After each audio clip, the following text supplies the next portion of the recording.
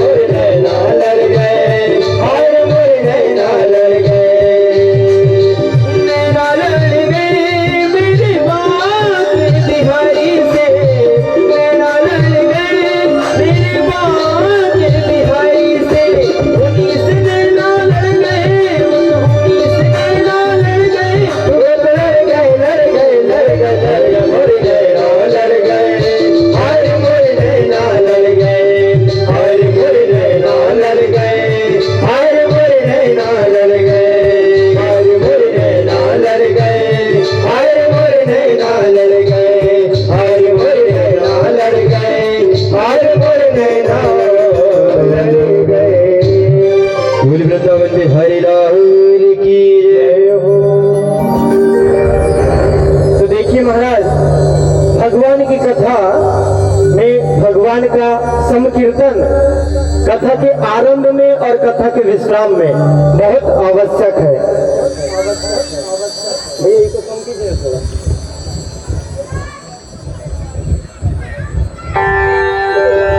राधे राधे श्री राधे श्री राधे।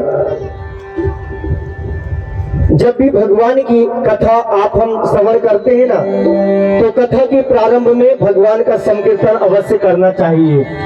गोस्वामी तुलसीदास जी ने भागवत महापुराण कहने के पूर्व श्री रामचरितमानस में नवधा भक्ति का मार्मिक प्रसंग कहा है और नवधा भक्ति गाते हुए बताया है कि 9 प्रकार की भक्ति का वर्णन किया और क्या कहा है कि प्रथम भगति संतन कर संगा, प्रथम भक्ति संतन कर संगा, प्रथम भक्ति संतन कर संगा, प्रथम भक्ति संतन कर संगा, प्रथम भक्ति संतन कर संगा, प्रथम भक्ति संतन कर संगा, गुरु शरीरति मम कथा प्रसंगा, गुरु शरीरति मम कथा प्रसंगा। प्रथम भक्ति में गोस्वामी तुलसीदास जी ने वर्णन किया है कि प्रथम भगति संतन कर संगा। सबसे पहली भक्ति बताया है संतों का संग। देखिए, कथति शीप भुजंग मुख स्वाति 1 गुण 3, और जैसी संगति बैठिए वैसे ही गुण सीख। कथति शीप भुजंग मुख अर्थात जब स्वाति नक्षत्र की बूंदें जब बरसात होती है ना, तो बूंद एक ही है। जब केले के पत्ते पर गिरती है तो कपूर बन जाती है, और वही बूंद सर्प के मुख पे गिरती है तो विष बन जाती है, और जब कहीं पूजा स्थान में जाती है तो कपूर के रूप में भगवान को चढ़ती है। इसीलिए संगत का बहुत जीवन में असर होता है। इसलिए हमें सत्संगति करना चाहिए। अपने घर परिवार में अपने छोटे छोटे बच्चों को अच्छी संगति में बैठाना चाहिए। तो गोस्वामी तुलसीदास जी ने क्या कहा, प्रथम भक्ति बताई कि प्रथम भगति संतन संग संगा, पहली भक्ति संतों का संग, और दूसरी रति मम कथा हूँ प्रसंगा। दूसरी भक्ति में बताया है कि हमें रति अर्थात प्रेम भाव से अपने हृदय को प्रभु की भक्ति में लगाना चाहिए। और तीसरी भक्ति कौन सी बताया है,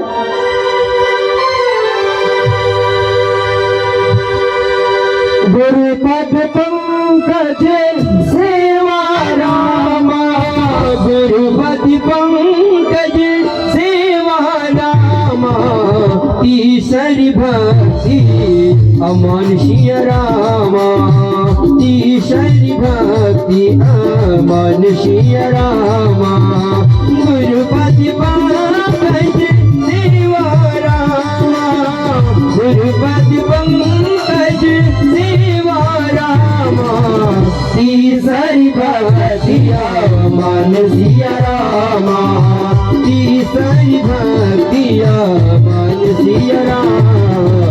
देखिए, तीसरी भक्ति में बताया है गुरु पद पंकज सेवा। सबसे पहली भक्ति देखिए, गोस्वामी तुलसीदास जी कहते हैं कि गुरु बिना भव निधि तरह ही न कोई, और जय बिरंची शंकर सम होई।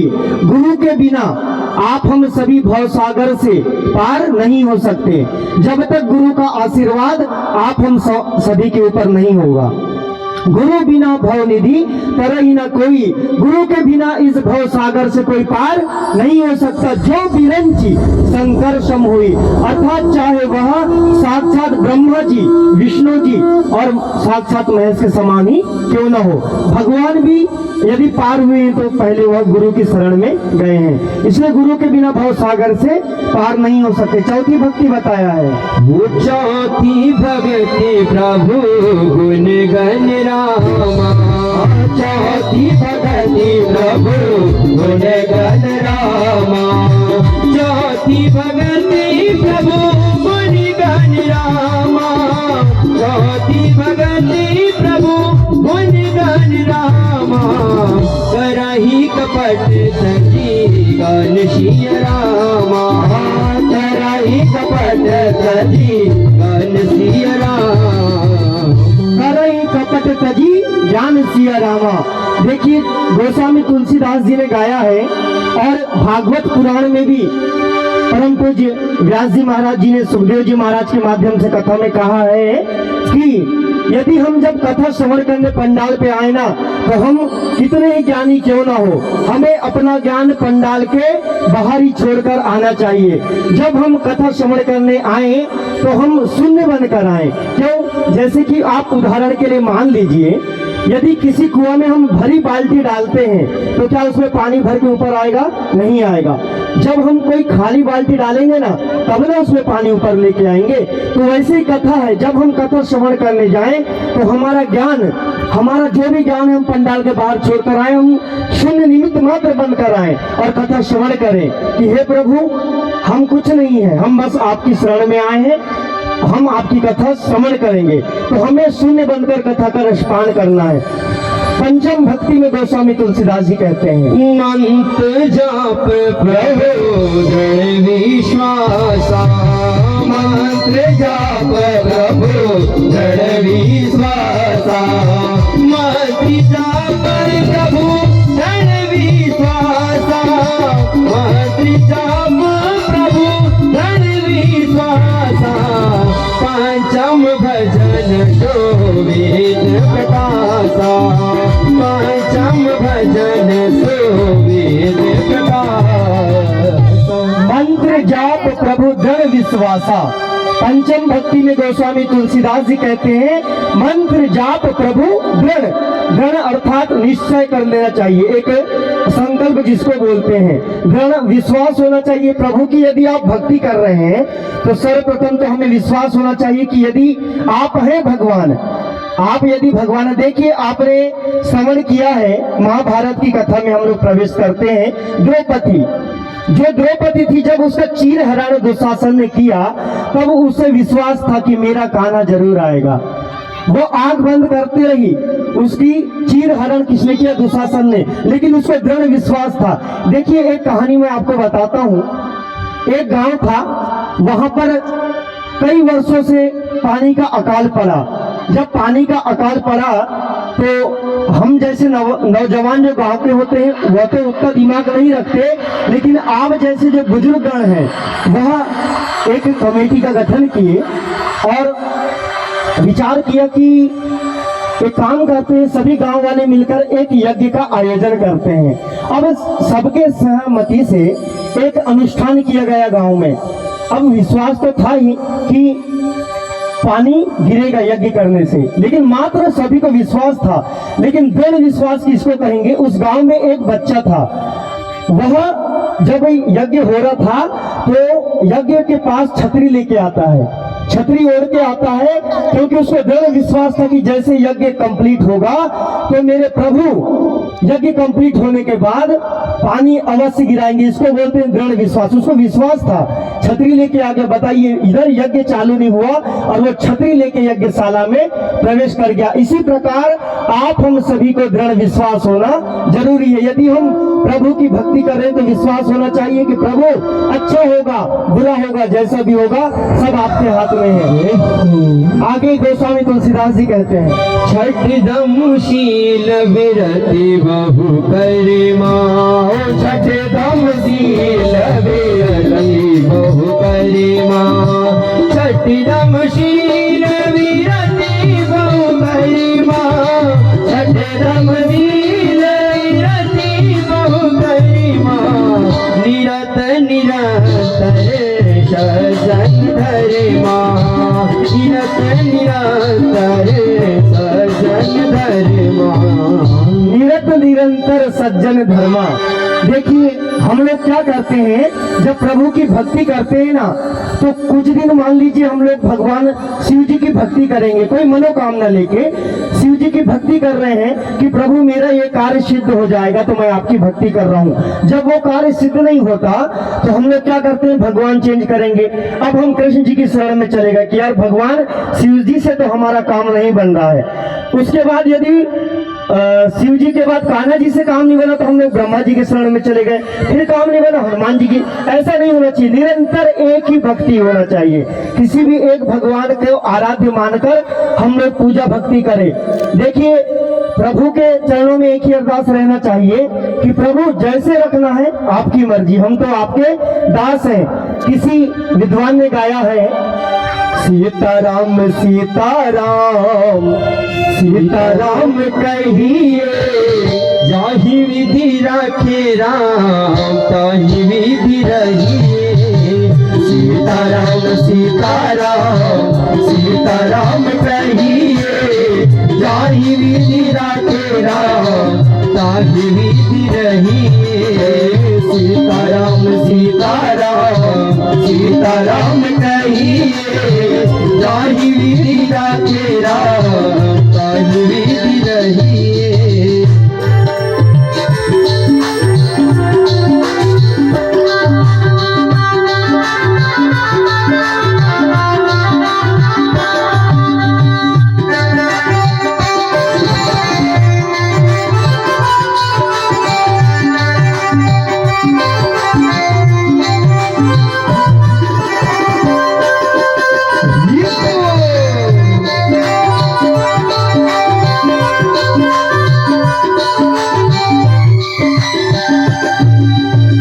मुख में हो राम राम राम से वो हाथ में, मुख में हो राम राम राम से हाथ में। तो अकेला नहीं प्यारे राम जी तेरे साथ में। तो अकेला नहीं प्यारे राम जी तेरे साथ में। विधि का विधान जान हानि लाभ सही है। विधि का विधान जान हानि लाभ सही है। जाहि विधि राखे राम ताहि विधि रहिए। जाहि विधि राखे राम ताहि विधि रहिए। सीताराम सीताराम सीताराम कहिए, जाहि विधि राखे राम ताहि विधि रहिए।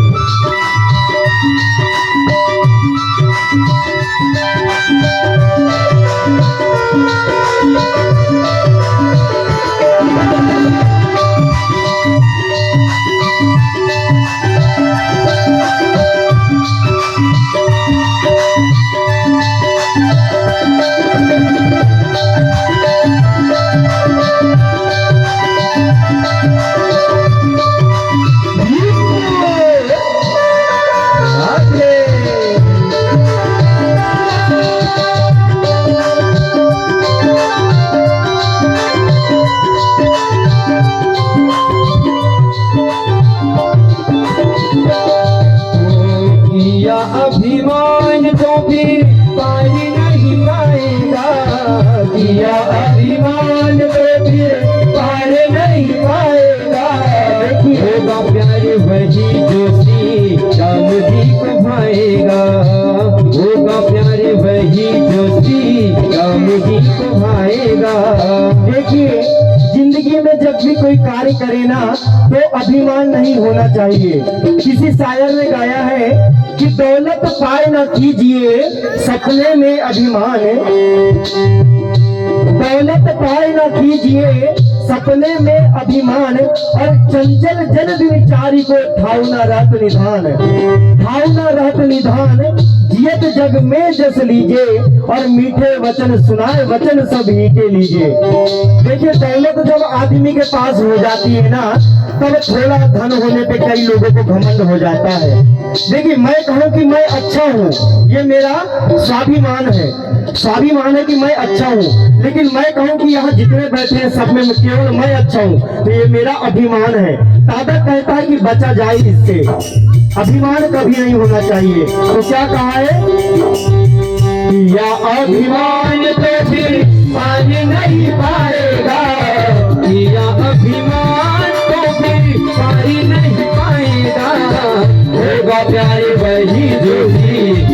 जी को भाएगा, होगा प्यार वही जो श्री राम जी को भाएगा।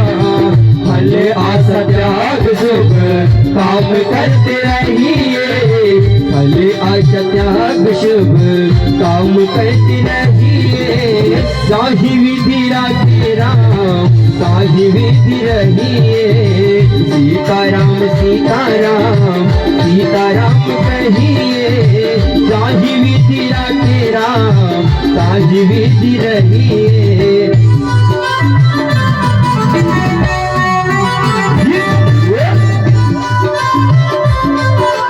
सभी लोग मीटिंग की तालियों का साथ देते हुए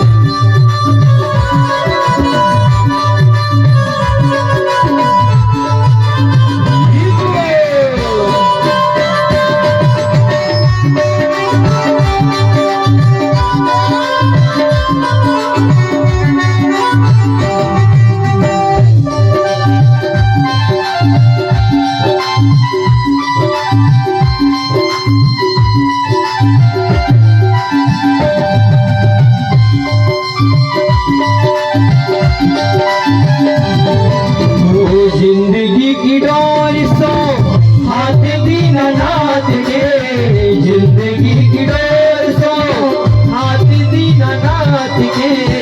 महलों में रखे चाहे झोपड़ी में वास दे, महलों में रखे चाहे झोपड़ी में वास दे। जिंदगी की डोर सौंप हाथ दीना नाथ के। अभी बताया ना, जब द्रौपदी का चीर हरण हो रहा था तो द्रौपदी ने सौंप दी, प्रभु तू जान तेरा काम जान, आपन तेज संभालो आपे। प्रभु आप जानिए हम तो आपके दास हैं। ऐसे ही द्रौपदी ने प्रभु कृष्ण को याद किया, तब कृष्ण जी दौड़कर चले आए और अपनी बहन की रक्षा किया ना। ऐसे ही हमें भी जब विपरीत परिस्थितियां आती है ना, तब हमें प्रभु का स्मरण करना है, प्रभु का याद करना है। कैसे? ओ जिंदगी की डोर सो हाथ दीनानाथ के, जिंदगी की डोर सो हाथ दीनानाथ के। महलों में रखे चाहे झोपड़ी में वास दे, महलों में रखे चाहे झोपड़ी में वास दे। धन्यवाद निर्विवाद राम राम कहिए, धन्यवाद निर्विवाद राम राम कहिए। ताहि विधि राखे राम, ताहि विधि रहिए। सीताराम सीताराम सीताराम कहिए, ताहि विधि राखे राम, ताहि विधि रहिए।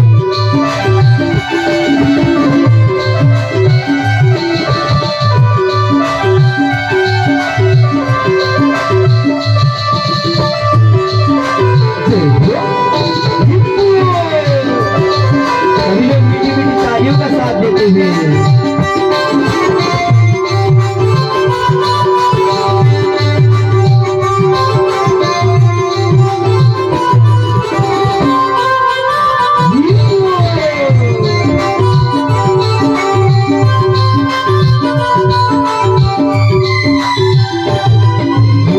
आशा एक राम जी से दूसरी आशा छोड़ दे, आशा एक राम जी से दूसरी आशा छोड़ दे। नाता एक राम जी से दूजा नाता तोड़ दे, नाता एक राम जी से दूजा नाता तोड़ दे। देखिए, हम कहते हैं वह मेरा पुत्र है, वह मेरा पुत्र है, वह मेरी माँ है, वह मेरे पिता है।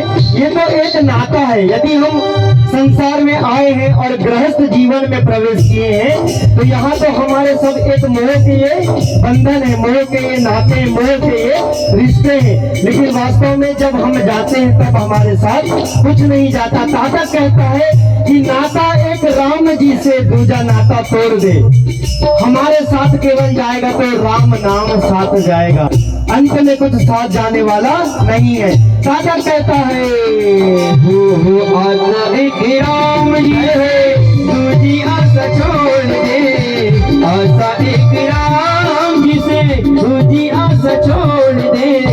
नाता एक एक राम जी से रोजाना तोड़ दे, दाता एक राम जी से रोजाना तोड़ दे। काम रस त्याग प्यारे काम रस पाइए, काम रस त्याग प्यारे राम रस पाइए। जाहि विधि राखे राम ताहि विधि रहिए, जाहि विधि राखे राम ताहि विधि रहिए। सीताराम सीताराम सीताराम कहिए, सीताराम सीताराम सीताराम कहिए। जाहि विधि राखे राम ताहि विधि रहिए, जाहि विधि राखे राम ताहि विधि रहिए, जाहि विधि राखे राम ताहि विधि रहिए।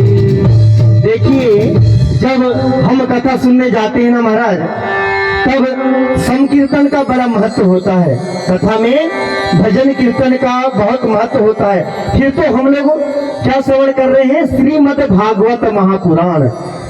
देखिए, सुखदेव जी महाराज ने प्रथम स्कंद में जब भागवत महापुराण आरंभ होती है, तब पहला श्लोक गाया है और क्या कहा है कि सच्चिदानंद रूपाय विश्वपत्यादि हेतवे तापत्र विनाशाय श्री कृष्णाय वयं नमः। सच्चिदानंद रूपाय, जो हम कथा श्रवण कर रहे हैं वह किसकी कथा है? सच्चिदानंद अर्थात सत्य चित्त और आनंद की कथा है। सत्य चित्त और आनंद कब आता है? जब भगवान का भजन संकीर्तन कथा के साथ साथ होता है। और देखिए, कथा सुनने जब आए ना, सब लोग साथ मिलकर संकीर्तन करेंगे तो मन कथा में अवश्य लगेगा। ये तो संकीर्तन नहीं, भगवान की कथा की महिमा है ना। कुछ वक्ता ऐसे होते हैं जिनको 4 बार बुलाना पड़ता है कथा श्रवण करने के लिए, और कुछ ऐसे होते हैं जो रसिक होते हैं कथा के, जो बिना बुलाए कथा में प्रवेश कर जाते हैं। तो सुखदेव जी महाराज जी ने भागवत महापुराण कथा में श्रोता भी 3 प्रकार के बताए हैं। 3 प्रकार के कौन कौन से श्रोता होते हैं? पहला होता है श्रोता, श्रोता जो कथा में आके सो जाता है, कथा में आके जो सो जाए वो हो गया श्रोता। दूसरा होता है श्रोता, श्रोता अर्थात जो पूरा हृदय मन चित्त सब कथा में लगाकर सिर्फ और सिर्फ कथा श्रवण करता है। और तीसरा होता है सरोता। सरोता कौन सा? जिससे हम सुपारी फोड़ते हैं ना, वो होता है सरोता। सरोता के जैसे कुछ लोग आते हैं, कुछ लोग का मन कथा में नहीं होता। कुछ लोग आते हैं, देखते हैं, कुछ कहते हैं कि बोले यार साउंड में ये कमी है, महाराज जी आज ये कपड़ा नहीं ये पहनते तो ज्यादा अच्छा होता, वो पर्दा वहां नहीं वहां लगता तो अच्छा होता, वो जजमान वहां नहीं वहां बैठता तो अच्छा होता। मतलब कुछ लोग श्रोता के जैसे होते हैं जो सिर्फ काटने का काम करते हैं, जबकि कथा में जब हम जाएं तो सिर्फ श्रोता बनकर जाएं कि प्रभु हम सिर्फ और सिर्फ आपकी कथा श्रवण करने आए हैं। तब हमें देखिए, भागवत महापुराण की कथा बहुत ही दुर्लभ है। तो महाराज भक्तों को यह कथा बहुत ही जन्म जन्मांतर के भाग्यों के उदय हुए हैं ना, तब हमें यह प्राप्त हुई है। देवताओं को भी यह प्राप्त नहीं होती, देवता गण भी तरसते हैं क्योंकि वह धरती पे जन्म नहीं ले सकते। हमारे एक नहीं जन्मांतरे भवेत पुण्यम तथा भागवतम लभेत, एक नहीं जब जन्म जन्मांतर के भाग्यों के उदय होते हैं तब हमें यह कथा श्रवण करने का पुण्य प्राप्त होता है। अतः आप लोग सभी जैसा भी बन सके यह राम नाम गाएं, क्योंकि वाल्मीकि जी ने तो उल्टा नाम जपे थे। गोस्वामी तुलसीदास जी ने कहा है, उल्टा नाम जपत जग जाना, उल्टा नाम जपत जग जाना, उल्टा नाम जपत जग जाना, उल्टा नाम जपत जग जाना। वाल्मीकि भय ब्रह्म समाना, वाल्मीकि भय ब्रह्म समाना, वाल्मीकि भय ब्रह्म समाना। उनका नाम जपत जग जाना और वाल्मीकि भय ब्रह्म समाना। वाल्मीकि जी को राम राम बोलते नहीं आता था, वह मरा मरा मरा मरा कहते कहते इस भव सागर से पार हो गए। बोले सियावर रामचंद्र की। तो महाराज जो कथा होती है ना, भगवान की यह कथा केवल पृथ्वी पर होती है, यह बहुत ही दुर्लभ है। देवतागण भी इसके लिए ललायित होते हैं। एक बार की बात है, भगवान श्री राम जब लीला करके अपने धाम जा रहे थे ना, तब हनुमान जी से कहा कि हनुमान जी आप हमारे साथ साकेत धाम चलिए। तब हनुमान जी ने कहा प्रभु साकेत धाम? बोले ठीक है मैं तो चलूंगा भगवान, लेकिन आप ये बताइए कि आपके साकेत धाम में मुझे प्रभु की यह कथा श्रवण करने को प्राप्त होगी। तब श्री रामचंद्र जी ने कहा अरे हनुमत, आप साकेत धाम में श्री राम कथा की बात करते हैं, साकेत धाम में तो साक्षात मैं वहां विराजमान होऊंगा। लेकिन हनुमान जी ने कहा, बोले भगवान आप तो वहां होंगे, आप कौन हुए? राम।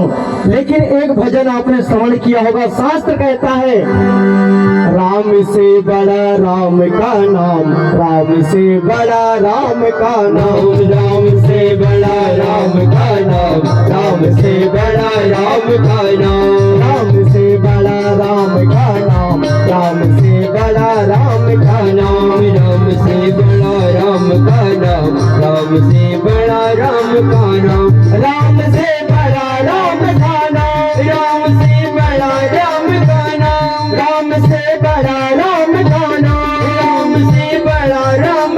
नाम, राम से बड़ा राम का नाम, राम से बड़ा राम का नाम, राम से बड़ा राम का नाम, राम से बड़ा राम का नाम, राम से बड़ा राम का नाम, राम से बड़ा राम का नाम। तो हनुमान जी ने कहा, बोले भगवान यह जो कलिकाल है ना, यह कलयुग जो है ना, यहाँ पे राम नहीं, राम से बड़ा राम का नाम है। और यदि हमारे घर में नौजवान युवा भाई बहन है और बच्चे हैं, तो मैं व्यासपीठ से सभी मेरे पिता तुल्य भाइयों से आग्रह करूंगा कि आप लोग अपने अपने बच्चों को देखिए, हम लोग राम तो नहीं बन सकते, हम लोग राम नहीं बन सकते, लेकिन हम लोग राम का जो चरित्र है ना उसको अपने जीवन पे धारण कर सकते हैं। जो मर्यादा पुरुषोत्तम राम था, उसके यदि कुछ ही गुण अगर हमने अपने बच्चों को दे दिए ना, क्योंकि रामचरितमानस सिखाती है अपने पिता के साथ एक बेटे का संबंध कैसा हो, अपनी माँ के साथ एक बेटे का संबंध कैसा हो, भाई भाई का संबंध कैसा हो, भाई बहन का संबंध कैसा हो, भाभी देवर का संबंध कैसा हो, ये हमें रामचरितमानस सिखाती है, यह हमें राम जी का चरित्र सिखाता है। इसीलिए गोस्वामी तुलसीदास जी ने गाया है ना, हे कलयुग केवल नाम आधारा, कलयुग केवल नाम आधारा, कलयुग केवल नाम आधारा, कलयुग केवल नाम आधारा, कलयुग केवल नाम आधारा, कलयुग केवल नाम आधारा, सुमर सुमर नर उतरहि पारा, सुमर सुमर नर उतरहि पारा। देखिए इस कलयुग में आप सभी भक्त अपने अपने कल्याण यदि हम लोग चाहते हैं ना, तो एकमात्र कलयुग में साधन है श्रीमद् भागवत महापुराण कथा। क्यों? क्योंकि हमें जो जीवन प्राप्त हुआ है ना, अभी तो कलयुग का प्रथम चरण है महाराज। अभी जब धीरे धीरे जब कलयुग बढ़ेगा ना, अभी तो बहुत यज्ञ हवन अनुष्ठान भागवत महापुराण प्रभु का गुणानुवाद हो रहा है। जब कलयुग का चतुर्थ चरण आएगा ना, तब तो कहते हैं कि सारी नदियां सूख जाएगी। ये जो वृक्ष है ना महाराज, ये छोटे छोटे वृक्ष होंगे, अभी तो कितने विशाल वृक्ष होते हैं। और आदमी की आयु अभी 100 वर्ष 70-80 वर्ष तक है। जब कलयुग का चतुर्थ चरण आएगा, तब आदमी की आयु केवल 30 से से 40 वर्ष बचेगी। तब आदमी की आयु 30 से 40 वर्ष बचेगी, तब क्या समय रह जाएगा आप बताइए ना। क्योंकि किसी शायर ने गाया है कि क्षण भंगुर जीवन की कलिका, पल प्राप्त को जान चली ना चली, और मलियागिरी की शीतल सुगंध, कल प्रातः को जान खिली न खिली, तन नम्र से चोट झिली न झिली, और भजले हरि नाम हरि रसना, कल जिभ्या तेरी हिली न हिली। आज यदि हमें प्रभु की कृपा से जीवन मिला है ना, तो एकमात्र इस कलिकाल से तरने का साधन है श्रीमद् भागवत महापुराण कथा। यदि हमें भोजन की यदि बात करें ना, तो हम लोग खाने के लिए 1 नहीं 2 नहीं 3 बार दिन में तैयार हो जाएंगे कि चलिए भोजन करते हैं, लेकिन भजन के नाम से हमें आलसी आती है, भोजन के नाम से हमें आलसी आती है। किसी कवि ने तो कहा है, अरे 3 बार भोजन भजन 1 बार, अरे 3 बार भोजन 1 बार, उसमें भी आते हैं झंझटे हजार, अरे उसमें भी आते हैं झंझटे हजार। 3 बार भोजन के सजन 1 बार, 3 बार भोजन भजन 1 बार, उसमें भी आते हैं झंझटे हजार, उसमें भी आते हैं झंझटे हजार।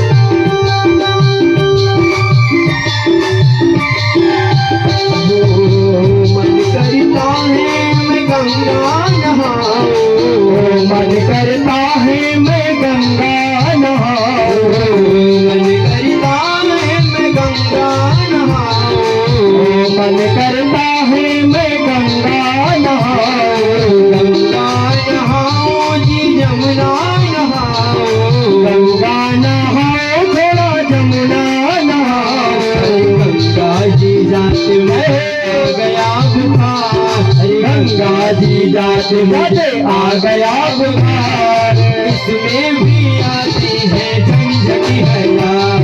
3 बार भोजन भजन 1 बार, 3 बार भोजन भजन 1 बार, उसमें भी आते हैं झंझटी हजार। तालियों के साथ श्री राधे।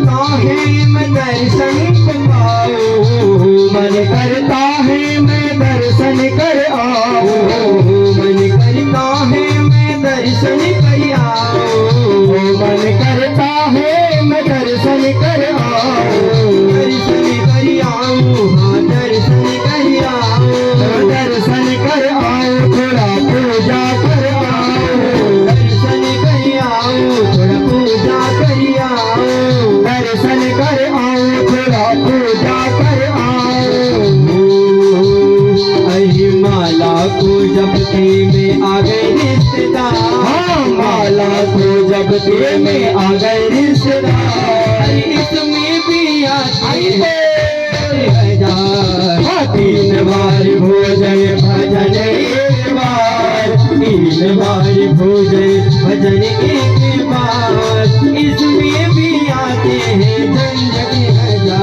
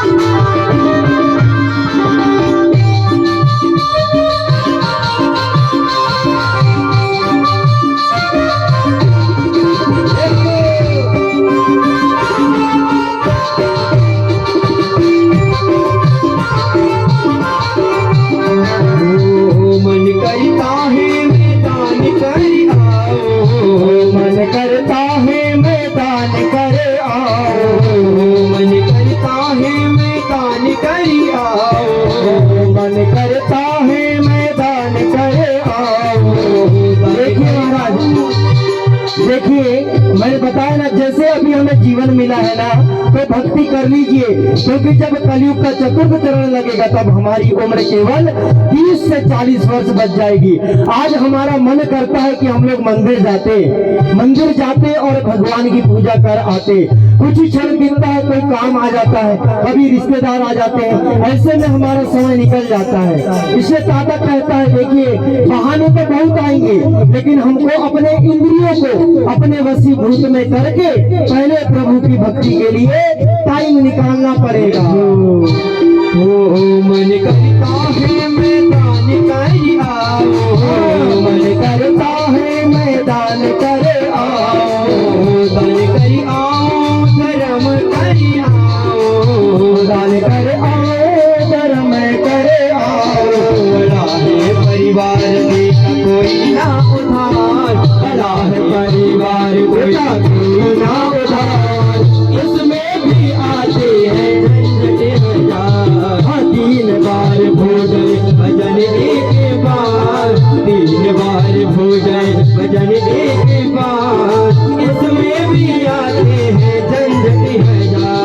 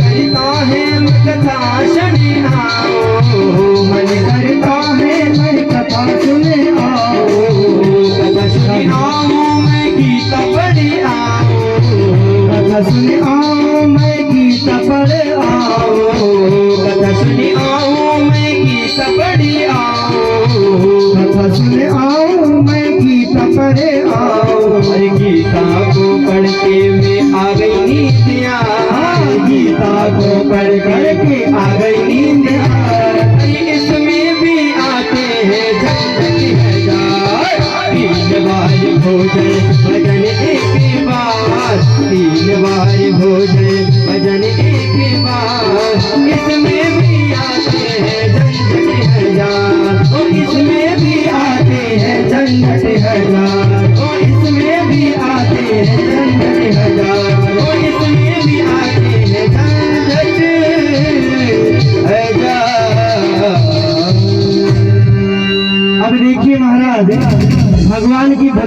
करने तो गए, किंतु कई सारे बहाने हमारे साथ जुड़ जाते हैं, क्योंकि हम गृहस्थ जीवन में है ना, क्योंकि हम गृहस्थ जीवन में हैं, हमारे साथ रिश्तेदार नाते सभी जुड़े हुए हैं, तो कुछ ना कुछ मोड़ तो हमारी भक्ति पूजा में अवश्य आएंगे। तो देखिए ये प्रश्न आता है कि सुखदेव जी को जब भगवान की कथा कैसे मिली, भगवान की कथा सुखदेव जी को कैसे प्राप्त हुई, और इसे तो अमर कथा नाम दिया गया है।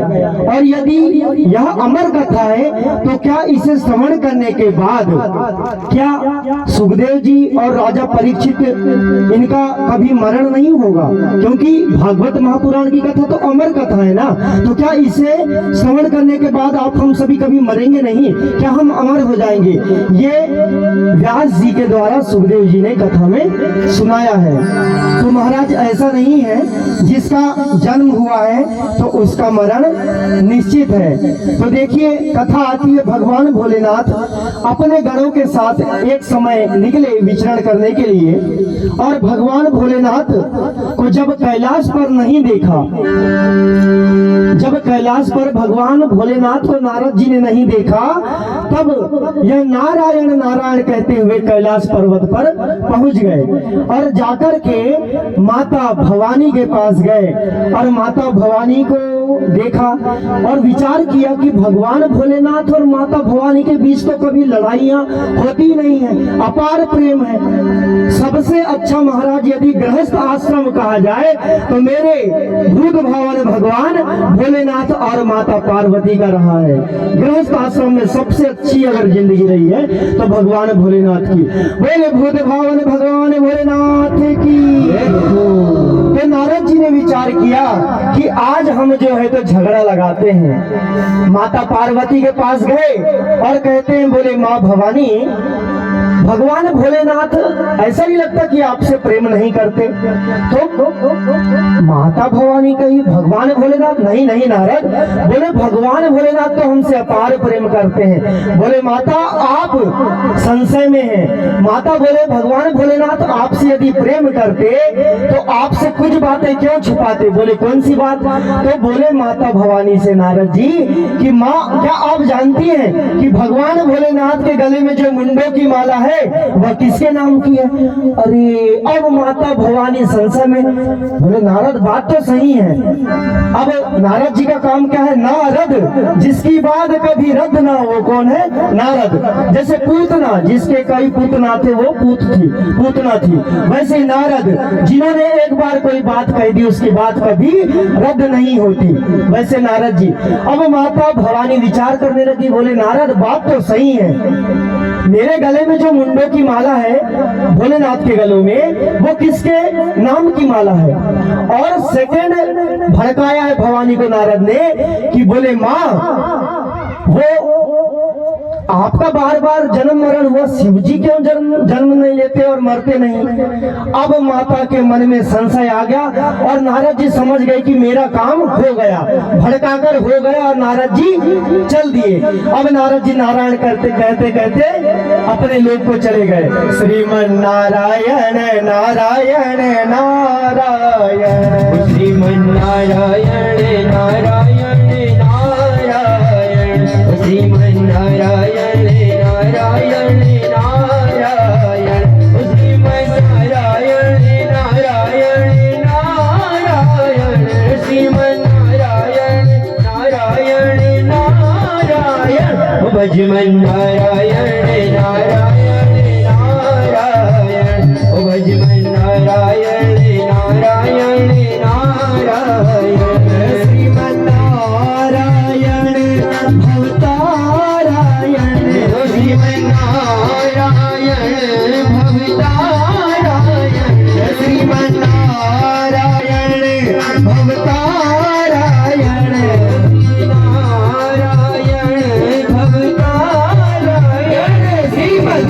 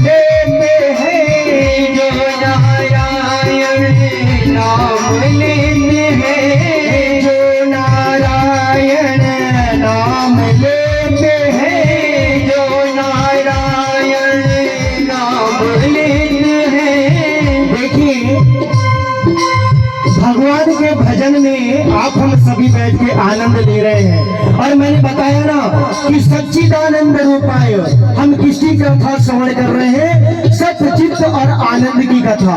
तो सत्यचित्त और आनंद की कथा, लेकिन भगवान का संकीर्तन कब पूर्ण होता है? गीतम वाद्यम च नृत्यम त्रयम संगीत मुच्यते। जब गीत वाद्य नृत्य सब एक साथ मिलते हैं तब वहाँ आनंद और संगीत की उत्पत्ति होती है। किंतु भगवान के भजन में करताल अर्थात ताली का बड़ा ही महत्व है। देखिए किसी शायर ने गाया है कि जिंदगी में सुख और दुख के पल आते रहते हैं। जिंदगी में कभी खुशी तो कभी गम होता है, और मेरे कान्हा के दरबार में तालियां वही बजाते हैं जिनकी भुजाओं में दम होता है।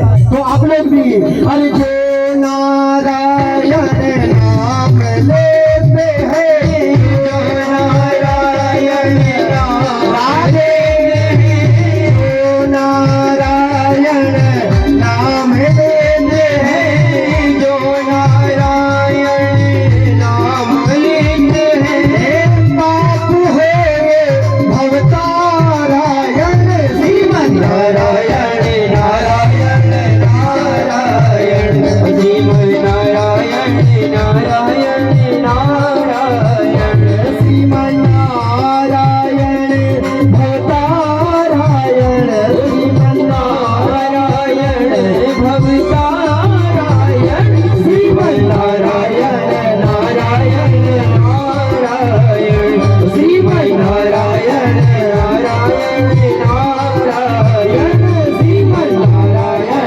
नारायण नारायण श्रीमन नारायण नारायण नारायण श्रीमन नारायण नारायण नारायण।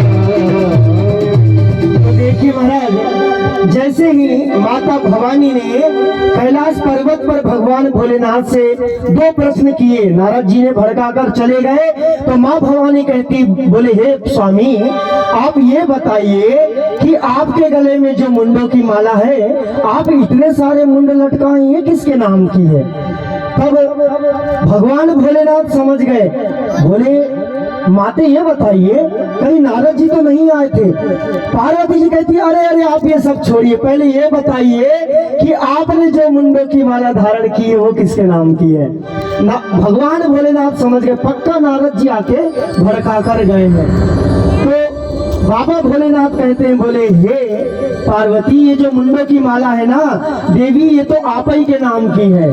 चलिए माता को थोड़ी प्रसन्नता हुई कि मेरे नाम की माला धारण किए हैं। अब बोले मेरे नाम की कैसे? तो बोले आप जब भी कई जन्म लेती है ना, तब जितने भी आपके जन्म हुए हैं देवी, मैं अपने गले में मुंडों की माला के रूप में आपके जन्मों को धारण करता हूँ। यहाँ पे एक प्रश्न से भगवान भोलेनाथ बच गए। अब दूसरा प्रश्न जो नारद जी कहकर गए थे कि माते जब भगवान भोलेनाथ आए तो आप ये पूछिएगा कि हमारा आपका सबका बार बार जन्म मरण होता है, किंतु भगवान भोलेनाथ मरते क्यों नहीं है? तब ये क्वेश्चन जब माता ने भगवान भोलेनाथ से पूछा, तब भगवान भोलेनाथ कहते हैं कि हे देवी मैंने अमर कथा श्रवण किया है, और वह अमर कथा जो भी श्रवण करता है वह इस कलिकाल से अमर हो जाता है। वह अमर कथा क्या है? वह साक्षात श्रीमद् भागवत महापुराण कथा है। मेरे भागवत महापुराण की तब माता पार्वती भगवान भोलेनाथ से कहती है स्वामी इतने साल से इतने वर्षों से आप मैं साथ में हैं, आपने कभी मुझे भगवान अमर कथा नहीं श्रवण कराई। तो भगवान भोलेनाथ कहते हैं कि देवी यदि आपकी इच्छा है तो हम आपको अवश्य ही अमर कथा सुनाएंगे। अमर कथा अर्थात साक्षात भगवान श्रीमद् भागवत महापुराण की कथा। किंतु भगवान भोलेनाथ कहते हैं किंतु देवी यह कथा साधारण कथा नहीं है, इस कथा के बहुत नियम है, इसे मैं ऐसे ही सब जगह नहीं सुना सकता, क्योंकि इसे जो भी श्रवण करेगा वह इस कलिकाल से अमर हो जाएगा। तब देवी ने कहा बोले हे स्वामी आपकी सभी शर्त और इस कथा के सभी नियम मैं मानने तैयार हूँ। तब माता के बार बार आग्रह करने पर भगवान भोलेनाथ अमर कथा श्रवण कराने के लिए तैयार हो गए। और जंगल में एक नैमिषारण्य नाम धाम था जहाँ सुखदेव जी ने कथा श्रवण कराई है। वैसे ही भगवान भोलेनाथ एकांत में एक विशेष जंगल की एक गुफा पर गए हैं, जहाँ माता पार्वती को इस अमर कथा को श्रवण कराया। किंतु कथा चालू करने के पहले भगवान भोलेनाथ कहते हैं, बोले देवी मुझे कैसे पता चलेगा कि आप कथा श्रवण कर रही हैं, कथा बहुत लंबी है, और यदि आप सो गई तब आप एक काम करिएगा देवी, जब मैं कथा सुनाऊं तो आप बीच में हुंकारी देते रहिएगा। कैसे हुंकारी? हूँ स्वामी, हूँ स्वामी। तो माता बोली हाँ ठीक है स्वामी। अब इधर भगवान भोलेनाथ ने शंख बजाया है और भगवान ने अमर कथा प्रारंभ की है। बोले भागवत महापुराण की। तो महाराज अमर कथा बुद्ध भागवत भगवान भोलेनाथ माता भवानी को श्रवण करा रहे हैं। बीच बीच में कथा का प्रथम स्कंद, द्वितीय स्कंद, तृतीय स्कंद आते जा रहा है। माता भवानी जब तक जागृत थी तब तक हो स्वामी करते रही। भगवान भोलेनाथ को लगा हाँ माता कथा श्रवण कर रही है। अब इधर सूक नाम का एक पक्षी तोता, वह चुपके से आके भगवान भोलेनाथ के पीछे गुफा में आकर शांति से बैठ गया और वह भी कथा श्रवण कर रहा है। तो महाराज इस कलिकाल में एकमात्र तोता ऐसा पक्षी है जो मनुष्य की वाणी बोल सकता है। तो जो तोता था वह ध्यान लगा के सुन रहा था। जैसे स्कंद होता, बीच में कथा होती, माता पार्वती हुंकारी देती, हो स्वामी, तोता भी सीख गया हो स्वामी। अब जैसे कथा में भाव आया वैसे माता को नींद आ गई। अब भगवान भोलेनाथ अमर कथा कहते जा रहे हैं। अब बीच में माता को नींद आ गई और कथा पूरी हो गई। अब इधर बीच में कौन हुंकारी दिया? तो जो सुख नाम का तोता था सुखदेव महाराज, वह हुंकारी दे रहा है, हो स्वामी। कथा पूरी हो गई। जैसे कथा समाप्त हुई, कथा का विश्राम लिए भगवान भोलेनाथ और शंख बजाया, बोले देवी बोले भागवत महापुराण की। अब माता झटपटा के उठी। माता उठी तो माता बोली स्वामी इसके बाद क्या हुआ? अब भगवान भोलेनाथ कहे इसके बाद क्या हुआ? बोले माता पूरी रामचरितमानस हो गई, आप पूछ रही राम की सीता कौन? आप पूछ रहे राम की सीता कौन? अरे माते कथा तो समाप्त हो गई। अब माता बोली ए दादा, अब माता बोली कथा तो हम श्रवण नहीं किए, फिर हुंकारी कौन दे रहा था? तो हुंकारी दे रहा था सुखदेव महाराज, जो तोता के रूप में पीछे बैठा था। उन्होंने कथा श्रवण किया और वहां से निकलकर गुफा से भागा। पीछे माता ने देखी, बोले प्रभु पीछे आपके सूक नाम का तोता बैठा हुआ है जो हुंकारी दे रहा था। भगवान भोलेनाथ क्रोध में आ गए, त्रिशूल उठाया, प्रभु दौड़े सुखदेव तोता के पीछे, तोता आगे, भगवान पीछे, बोले आज मैं तेरा संहार कर दूंगा। किंतु उन्होंने अमर कथा श्रवण किया था तोता ने, और हमारी कथा कहती है कि जो भी इस कथा को श्रवण करता है वो अमर हो जाता है। किंतु हम लोग अमर नहीं हो सकते। जिनका जन्म हुआ है हम कलिकाल में, उनका मरण निश्चित है। तो तोता आगे भगवान भोलेनाथ त्रिशूल लेके पीछे। अब व्यास जी की पत्नी उधर जंगल में जमाई ले रही थी। तोता जाके जमाई के माध्यम से माता के गर्भ में प्रविष्ट हो गया और पूरे 12 साल डर के मारे माता के गर्भ में रहा। उन्होंने पूरी अमर कथा श्रवण किया था। बोले सुखदेव महाराज की। अब देखिए महाराज, इधर 12 साल सूक नामक तोता व्यास जी की पत्नी माता के गर्भ में प्रविष्ट हो गया है। अब इधर भगवान भोलेनाथ भी वापस अपने धाम को चले गए और माता पार्वती के साथ अपना जीवन यापन करने लगे। अब इधर 12 वर्षों के बाद देवगण मुनिगण जब आवश्यकता पड़ी है, तब बहुत विनती किया है, बहुत मनाया है, तब प्रभु ने, देवगणों ने विनती किया कि प्रभु आपने अमर कथा श्रवण की है, आपको कभी मोह माया व्याप्त नहीं होगी, आप इस धराधाम में जन्म लीजिए।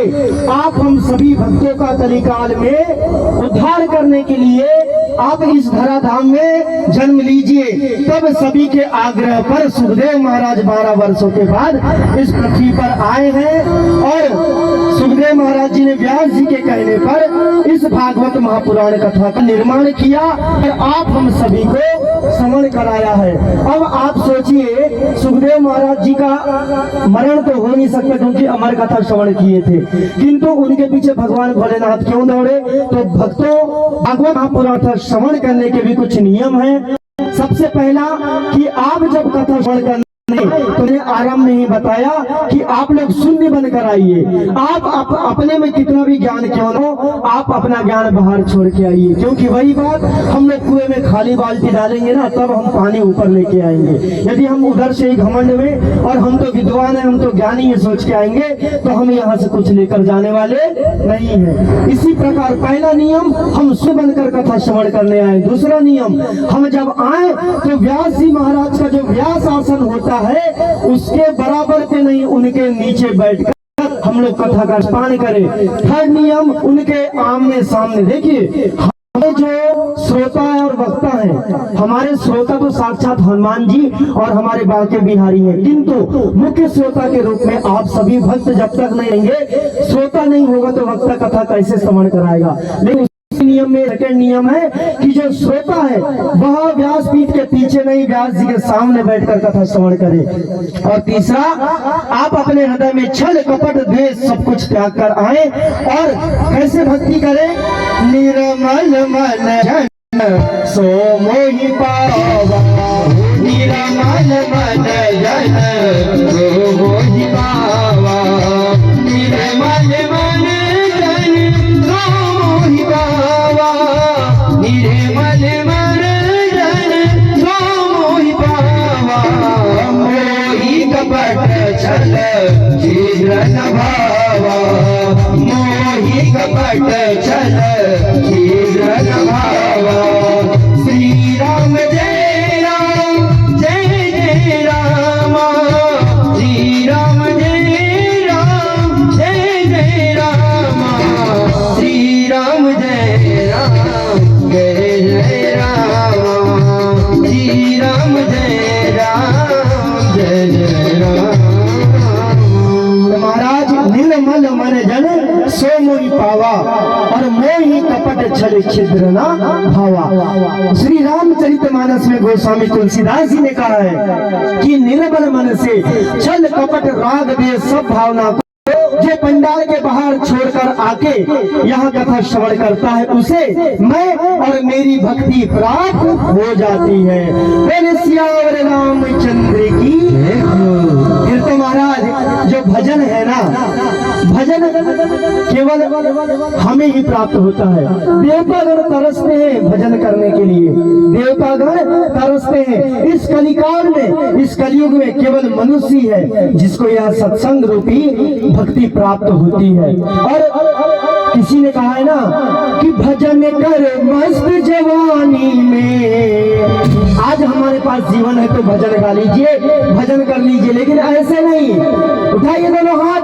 भजन कर मस्त जवानी में बुढ़ापा किसने देखा है, भजन कर मस्त जवानी में बुढ़ापा किसने देखा है, भजन कर मस्त जवानी में बुढ़ापा किसने देखा है, भजन कर मस्त जवानी में बुढ़ापा किसने देखा है, भजन कर मस्त जवानी में बुढ़ापा किसने देखा है, बुढ़ापा किसने देखा है, बुढ़ापा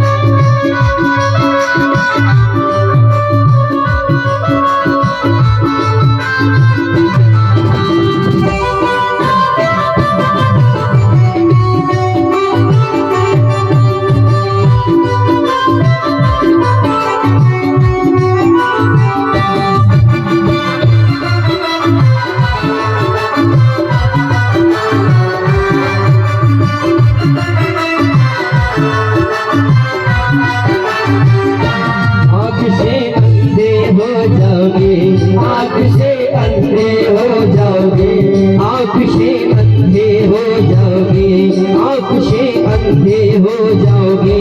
दुनिया को देख न पाओगे, दुनिया को देख न पाओगे। दर्श कर मस्त जवानी में किसने देखा है, भजन कर मस्त जवानी में बुढ़ापा किसने देखा है, भजन कर मस्त जवानी में बुढ़ापा किसने देखा है, भजन कर मस्त जवानी में बुढ़ापा किसने देखा है।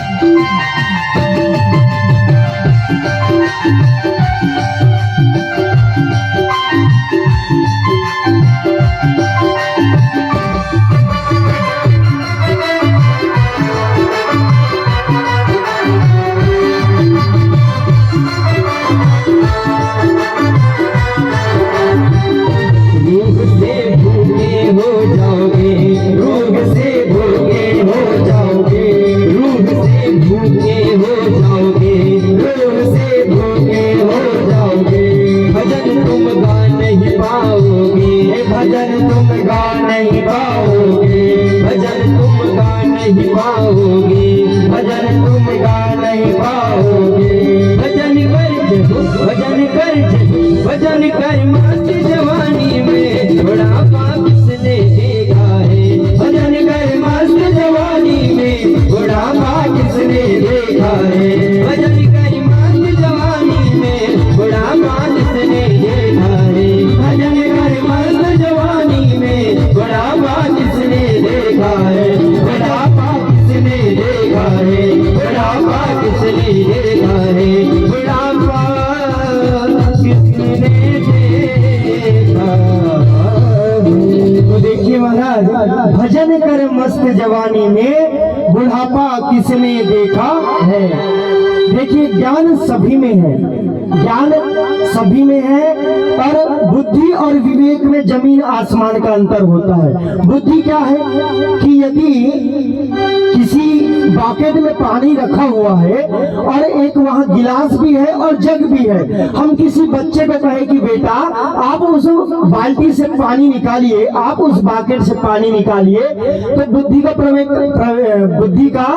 वो प्रयोग करेगा, गिलास से पानी निकाल देगा या जग से निकाल देगा, सोचेगा नहीं, निकाल देगा, ये बुद्धि कहती है। लेकिन विवेक क्या कहता है, यदि आप हम में से कोई बड़ा व्यक्ति जाएगा तो वो विवेक का इस्तेमाल करेगा कि गिलास से बड़ा क्या है, जग है। यदि मैं जग से पानी निकालूंगा तो जितना समय गिलास से बाल्टी भरने में लगेगा, उसके आधे समय में मेरी बाल्टी जग से भर जाएगी।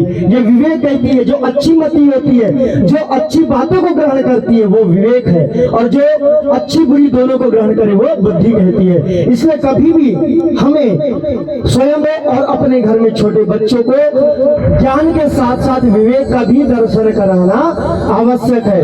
जब तक जीवन में कुछ अच्छा कर लो या कुछ अच्छे पोजीशन पर न पहुंच जाओ, तब तक किसी बात का आदमी को, जब आप अच्छे हो तब भी और बुरे हो तब भी अहम नहीं आना चाहिए। जैसे भी रहे, प्रभु की इच्छा से रहे, अच्छे दिन है बुरे दिन है, केवल और केवल भगवान के चरणों में बने रहे।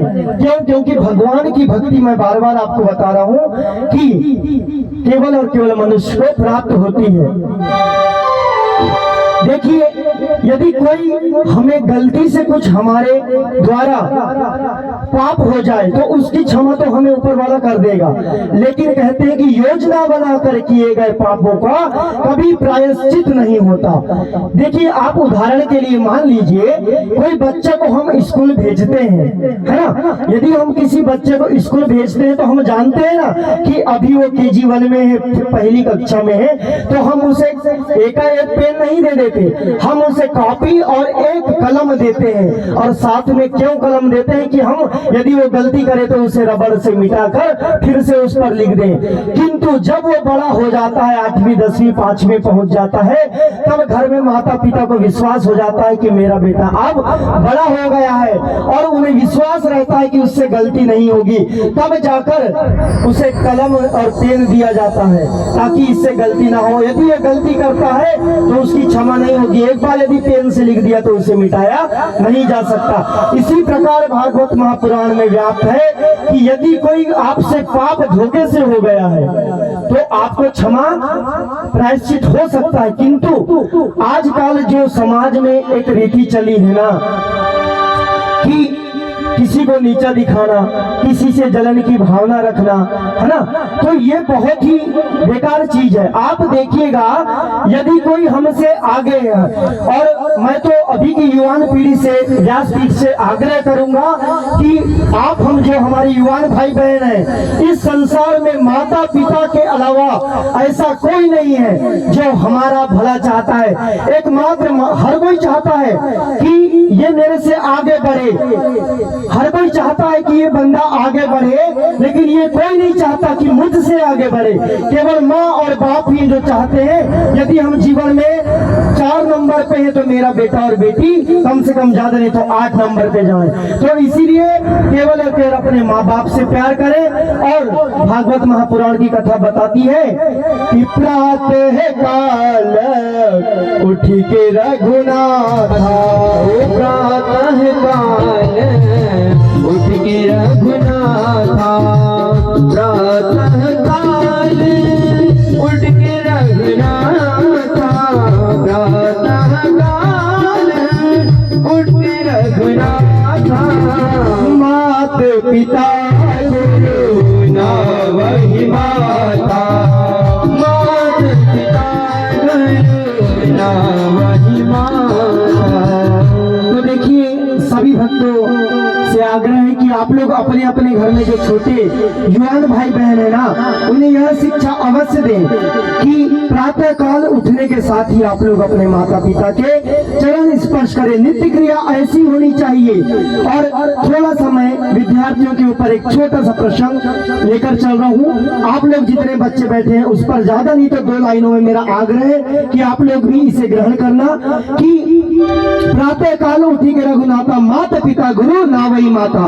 क्यों? माता पिता और गुरु, इनसे बढ़कर इस संसार सागर में कोई नहीं है ना। क्योंकि मैंने बताया ना कि गुरु बिना भव निधि तरह ही ना कोई, जो बिरंची शंकर सम हुई। गुरु के बिना इस कलिकाल से, इस कलयुग से कोई पार नहीं हो सकता, चाहे वह भगवान ब्रह्मा विष्णु और महेश के समान ही क्यों ना हो। इसीलिए सबसे बड़े माता पिता और गुरु हैं। आप लोग प्रातः उठ के इनके चरण अवश्य स्पर्श करें। और विद्यार्थियों के लिए 5 लक्षण बताए गए हैं। कौन कौन से? काक चेष्ट बक ध्यानी, स्वान इंद्रेष्ठ्यो च अल्पहारी ग्रह त्यागी विद्यार्थी 5 लक्षणम।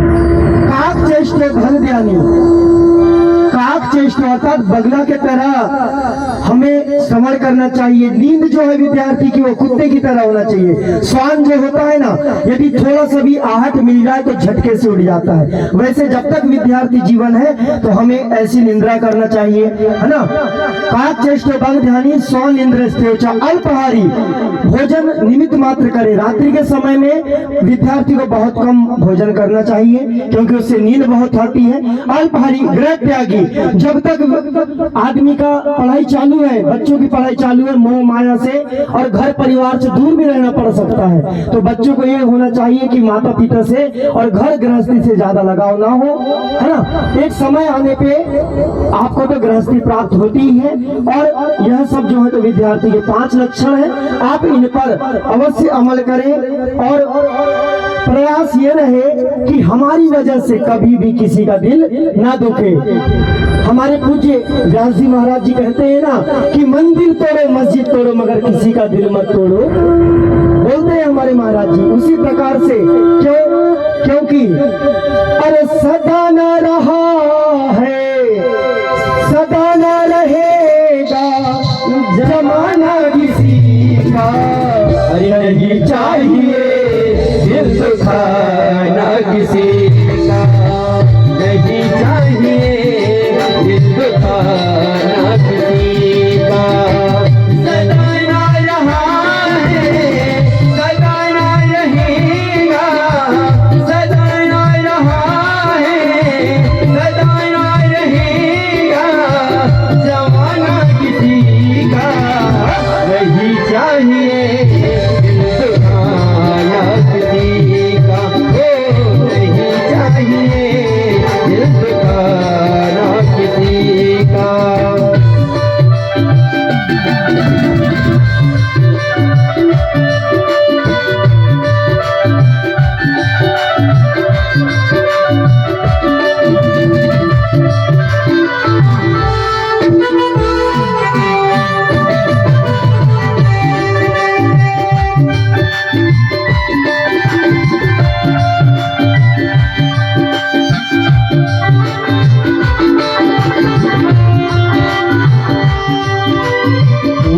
आएगा बुलावा तो जाना पड़ेगा, आएगा बुलावा तो जाना पड़ेगा, सर तुझको आपकी झुकाना पड़ेगा।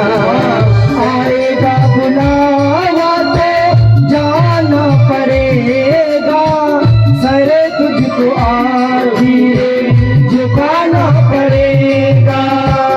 वहाँ न चलेगा, वहाँ न चलेगा बहाना किसी का, नहीं चाहिए दिल दुखाना किसी का, नहीं चाहिए दिल दुखाना किसी का।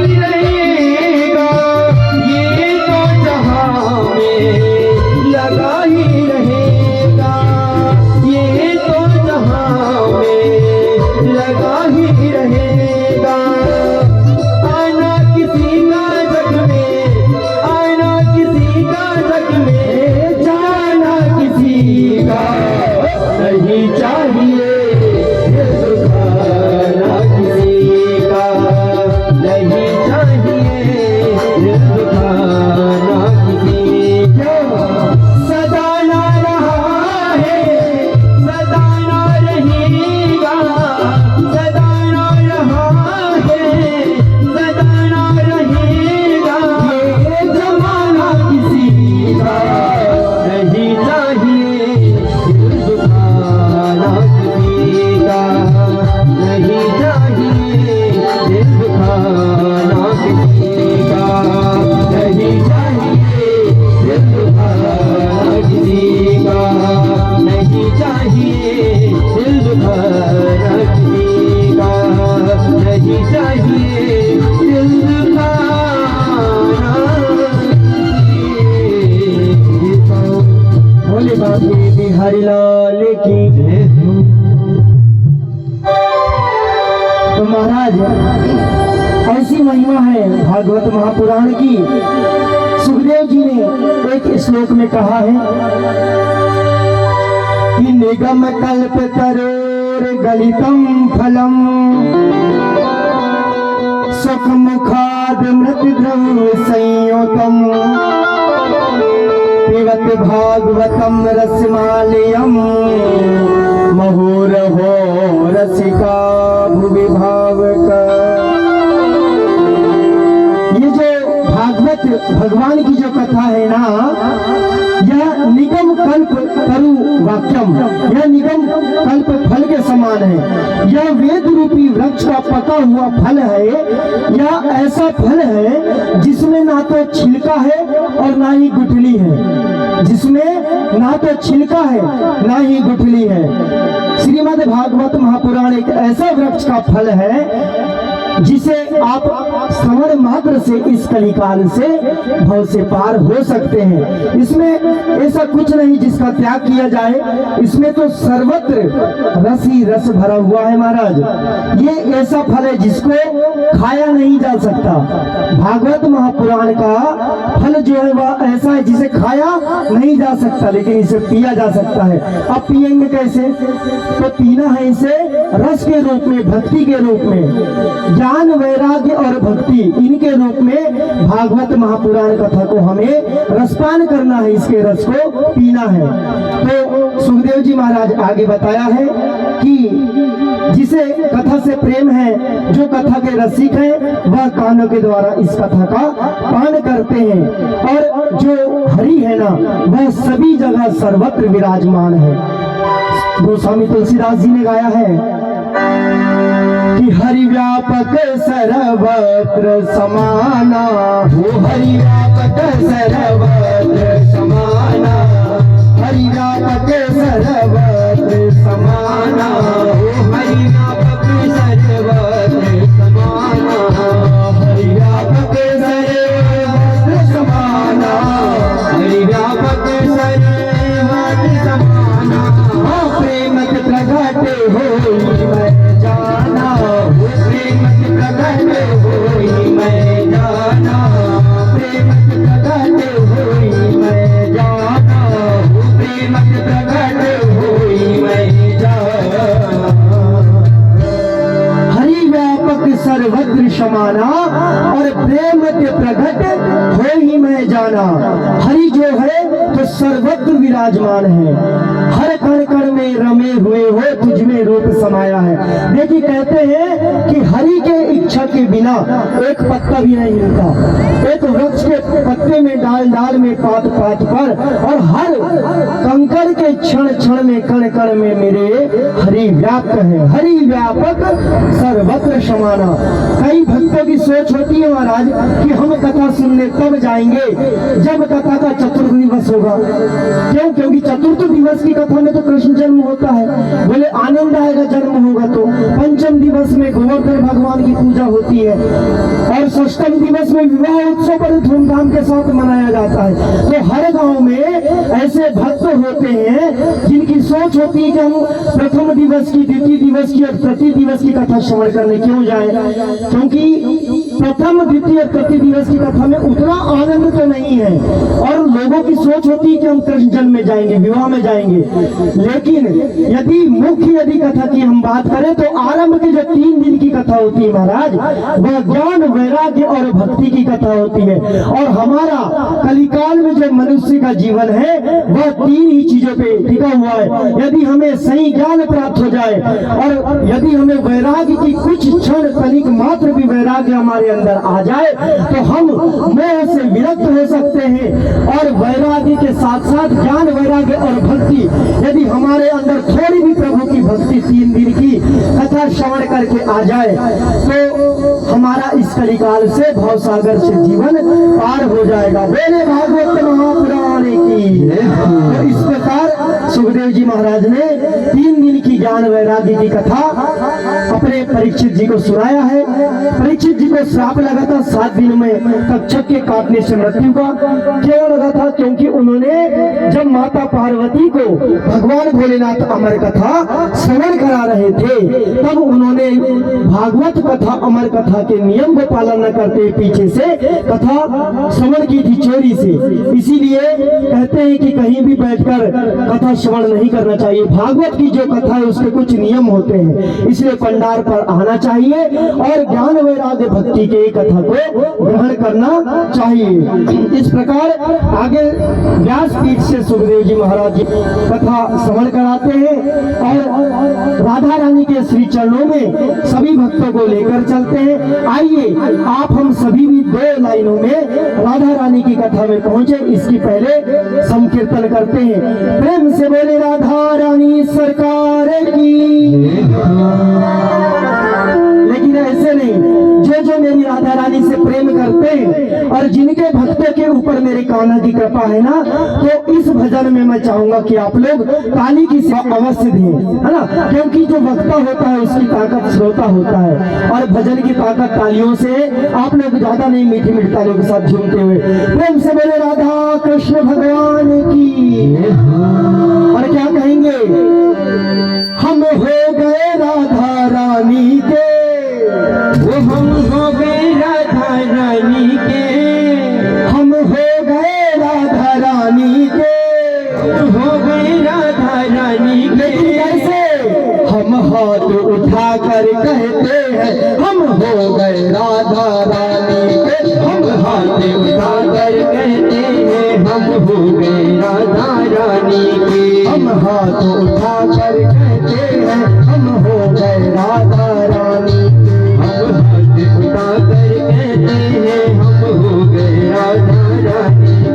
हम हो गए राधा रानी के, हम हो गए राधा रानी के। हम हो गए श्यामा प्यारी के, हम हो गए श्यामा प्यारी के। हम हो गए श्यामा प्यारी के। हम हो गए श्यामा प्यारी के। हम भुजा उठा कर कहते हैं हम हो गए राधा रानी के। हम भुजा उठा कर कहते हैं हम हो गए श्यामा प्यारी के।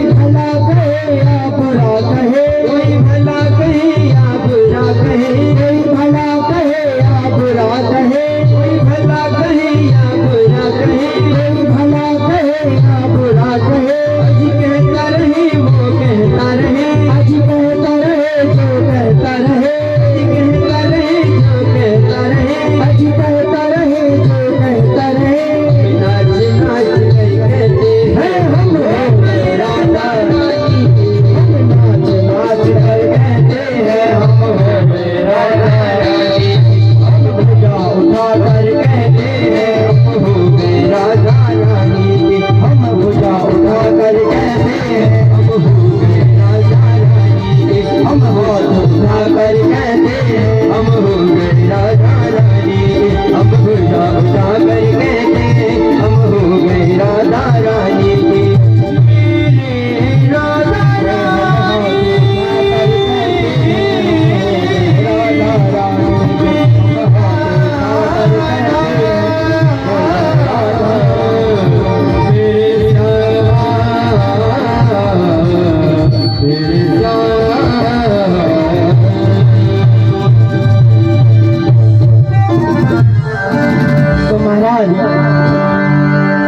ऐसी कथा है और ऐसी महिमा है इस भागवत महापुराण कथा की। हम बड़े सौभाग्यशाली हैं कि हमें भारतवर्ष में जन्म मिला है। हम बड़े सौभाग्यशाली हैं कि हमें भारतवर्ष में जन्म मिला है। क्यों? क्योंकि बड़े भाग्य मानुष तन पावा, सुर दुर्लभ सत ग्रंथ ही गावा।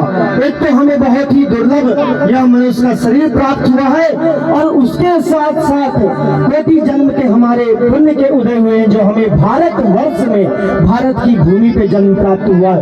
एक बार की बात मैं आपको बताता हूँ कि विदेश से कोई विदेशी स्वामी विवेकानंद जी के पास आता है और वह कहता है कि स्वामी जी आप हमें एक बात बताइए कि हम जब भी विदेश में जब ऐसा कोई प्रसंग आता है, ऐसी कोई बात आती है ना, तब हम श्रवण करते हैं कि जितने भी पवित्र नदी नाले हैं, जितने भी तीर्थ स्थल हैं, जो भी मंदिर हैं, जितने प्रसिद्ध भगवान हैं, सबका जन्म बोले भारत की भूमि पर ही हुआ है। ऐसा क्यों? बोले विदेशों में ऐसा ज्यादा समझ नहीं आता, किंतु भारत की भूमि पे हमें यह सब क्यों सुनने आ रहा है। तब श्री विवेकानंद मुस्कुराए और उस विदेशी से कहते हैं, बोले सुनिए, जो आप ये बताइए, विदेशी से स्वामी विवेकानंद जी ने मुस्कुराते हुए कहा कि आप ये बताइए कि बच्चे के जन्म लेने के लिए किसकी आवश्यकता है? तो बोले माँ की। माँ से ही तो पुत्र या पुत्री की जन्म प्राप्ति होगी ना। तो बोले एकमात्र भारत ऐसा देश है जहाँ पे भारत माता को माँ की संज्ञा दी गई है। बोले भारत माता की। आप बताइए, क्या आपने कभी सुना कि इंग्लैंड को इंग्लैंड माँ कहा गया हो? सुने आपने कभी नेपाल को नेपाल माँ कहा गया हो? नहीं ना। तो केवल भारत ऐसी भूमि है जहाँ भारत को माँ की संज्ञा आप हम सभी ने, हमारे पूर्वजों ने दिया है। इस प्रकार हमें गर्व है कि हम भारत की भूमि पर जन्म लिए हैं और जहाँ पर तीर्थ स्थल, बड़ी बड़ी नदी नाले और हमारे सभी सदग्रंथ यहाँ पे जन्म लिए हैं। इस प्रकार सुखदेव जी महाराज जी ने श्रीमद् भागवत महापुराण की कथा को, इसकी महिमा को बताया है। एक बार एक छोटे से फूल का भी भाव आपने श्रवण किया होगा। मुझे तोड़ने वनमाली उस पथ पर तुम देना फेंक, मुझे तोड़ लेना वनमाली उस पथ पर तुम देना फेंक, और मातृभूमि पर शीश झुकाने जिस पथ जाते वीर अनेक। एक पुष्प का भाव रहा है, हम उस देश की भूमि पर जन्म लिए हैं जहाँ एक पुष्प के भाव रहे हैं कि मुझे यदि तोड़ो तो उस मातृभूमि की भूमि पर अर्पित करना जहाँ पे मेरे देश के वीर जवान शहीद होते हैं। और आइए दो लाइनों में हम हमारे देश के जवानों के लिए एक लाइन गाएंगे। क्या?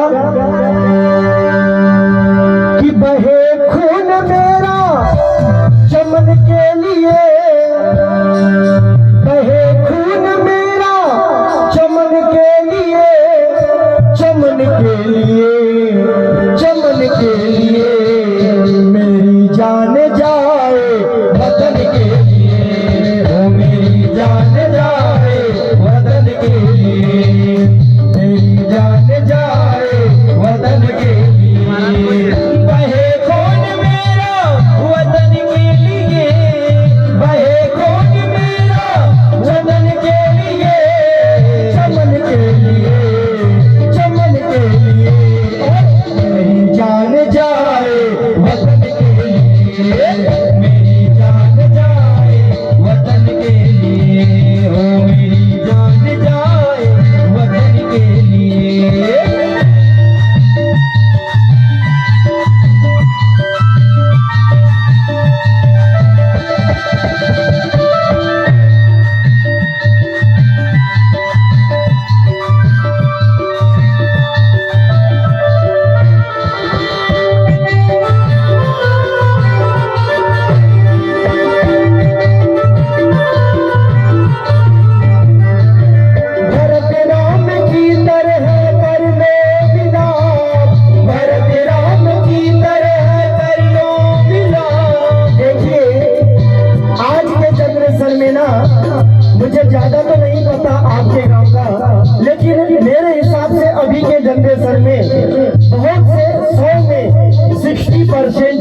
देश है जहाँ भाई भाई की नहीं बनती।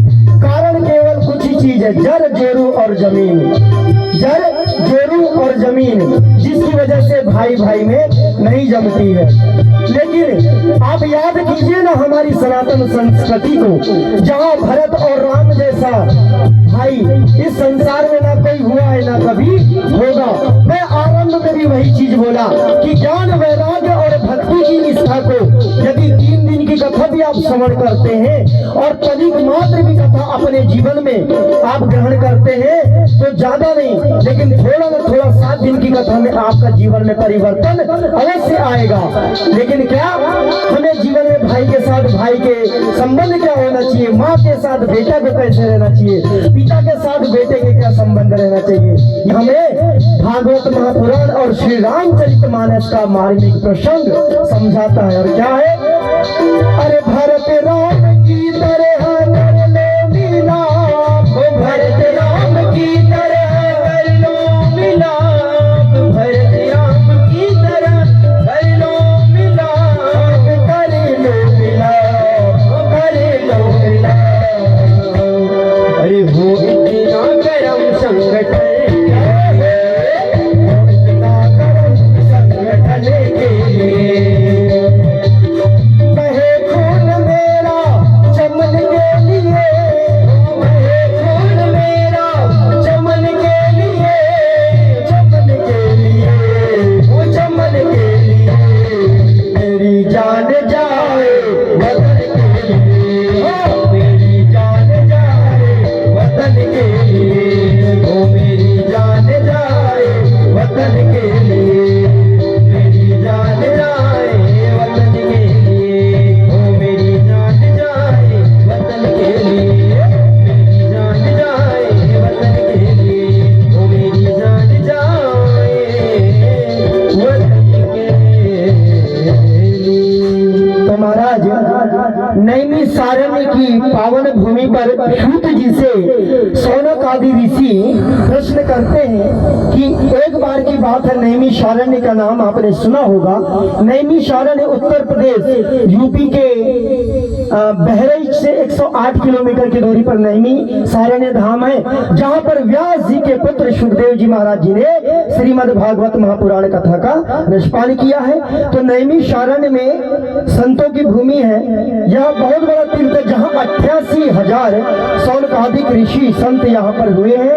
तो संतों के मध्य सूत जी का आगमन हुआ तो सनकादि ऋषियों ने स्वागत किया है, सत्कार किया है और प्रणाम किया है। जो सूत जी को जब सूत जी का आगमन नैमिषारण्य की भूमि पर हुआ तो वहाँ 88,000 जो साधु संत थे उन्होंने सूत जी का जब स्वागत किया तब सूत जी अर्थात सुखदेव जी की उम्र कितनी थी, केवल 12 वर्ष। और वहाँ 80 वर्ष 90 वर्ष 100 वर्ष के बड़े बड़े विद्वान साधु संतों ने सुखदेव जी का स्वागत किया है। तब सूत जी जो है तो आश्चर्यचकित हो गए कि बोले ये तो मेरे से उम्र में बड़े हैं, यह सभी संत मेरे से उम्र में बड़े हैं किंतु मेरा स्वागत सत्कार कर रहे हैं। और उन्होंने प्रश्न किया है 88,000 सौनकादि ऋषियों से। तब उन्होंने उत्तर दिया है कि प्रभु उम्र से कोई भी व्यक्ति बड़ा नहीं होता, आप व्यास जी हैं, आप उम्र से नहीं किंतु आप ज्ञान में बड़े हैं। आपने शिव जी से अमर कथा का रसपान किया है, आप भले आपकी उम्र 12 वर्ष है किंतु आप ज्ञान में हमसे श्रेष्ठ है। इस प्रकार 88,000 सौनकादि ऋषियों ने महाराज जी का स्वागत किया है, सत्कार किया है, सौनकादि ऋषियों ने प्रणाम किया है। और आगे कलयुग के प्राणियों के कल्याण हो सके इसीलिए सभी ऋषियों ने नैमिषारण्य पे सुखदेव जी से आग्रह किया है कि आप श्रीमद् भागवत महापुराण की कथा को इस कलिकाल में सभी भक्तों का कल्याण हो, इसलिए आप श्रवण कराइए जिससे इस कलयुग का मनुष्य भवसागर से पार हो सके। मनुष्य का परम धर्म क्या है? तो महाराज सौनकादि ऋषियों ने सूत जी भागवत चालू हुई, पूछा कि महाराज आप बताइए मनुष्य का परम कर्तव्य परम धर्म क्या है। तब उन्होंने बताया है कि भगवान से निष्काम प्रेम, बिना किसी स्वार्थ के प्रेम भक्ति, जैसे भगवान पर आस्था रखें, उनकी पूजा करें। देखिए यदि आपने अक्सर देखा होगा, आप हम सभी जब मंदिर जाते हैं ना, तब अगरबत्ती और नारियल हाथ में लेकर जाते हैं और अर्पण करके सबसे पहले काम करते हैं कि प्रभु यदि मेरा ये काम हो गया तो मैं इतना धन चढ़ाऊंगी या इतना पैसा चढ़ाऊंगा। एक हमारा स्वार्थ होता है। क्यों?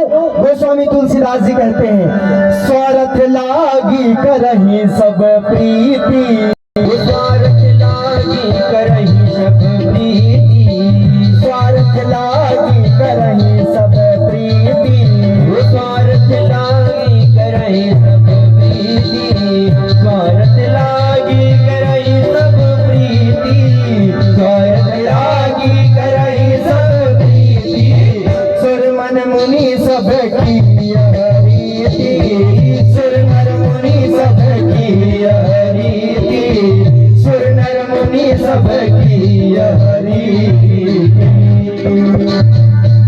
महाराज स्वार्थ लागी करही सब प्रीति, बिना स्वार्थ के कोई चीज मतलब नहीं रखता है। यहाँ के जो कलयुग के लोग हैं ना, वह मेरे भगवान से भी दुखी हैं। थोड़ा सा अगर कष्ट आपको प्राप्त हो जाए तो हम लोग भगवान की पूजा भक्ति छोड़ देते हैं। हम कहते हैं कि भगवान तूने ऐसा कर दिया, और तो मनुष्य होकर भगवान आदमी से कल्पना करते हैं कि हम इनको संतुष्ट कर पाएंगे। एक इंसान को कभी संतुष्ट नहीं कर सकता, क्योंकि यहाँ पे कलयुग का इंसान भगवान से संतुष्ट नहीं है तो इंसान से कहां से संतुष्ट होगा। और हमेशा याद रखिए कि मेरा भगवान, मेरा कहना हमेशा उसी की परीक्षा लेता है जो परीक्षा में पास होने योग्य होता है। हर किसी के साथ सुख और दुख की घड़ी नहीं आती है। भगवान जानता है कि ये मेरा शिष्य है, ये मेरा चेला है, मेरी चेली, और ये परीक्षा में पास हो जाएगा, इसको मैं ये दुख दे रहा हूँ तो ये इस दुख से पार हो जाएगा। जो उस योग्य होता है उसी की भगवान परीक्षा लेते हैं। इसलिए आप पर यदि कभी विपरीत परिस्थिति आए तो कभी बुरा मत मानिए, कभी घबराइए मत, डट कर सामना कीजिए। क्यों? क्योंकि जिंदगी की डोर सौंप हाथ दीनानाथ के, मैं में मेरा खिंचाए झोपड़ी में वास दे। धन दौलत माया पैसा अंत समय में कुछ भी साथ जाने वाला नहीं है, केवल साथ जाएगा तो मेरे प्रभु की भक्ति साथ जाएगी। इस प्रकार नई मिसारणी की पावन धरा पर 88,000 शौनकादि ऋषियों के आग्रह पर व्यास जी के पुत्र सुखदेव महाराज जी ने कथा श्रवण कराते हुए भगवान के 24 अवतार का वर्णन किया है, जिसमें भगवान के बाकी अंशा अवतार हुए, जिसमें 2 पूर्ण अवतार हुए। 2 पूर्ण अवतार कौन कौन से? पहला अवतार भगवान कृष्ण जी का, भगवान श्री कृष्ण जी का पूर्ण अवतार, और दूसरा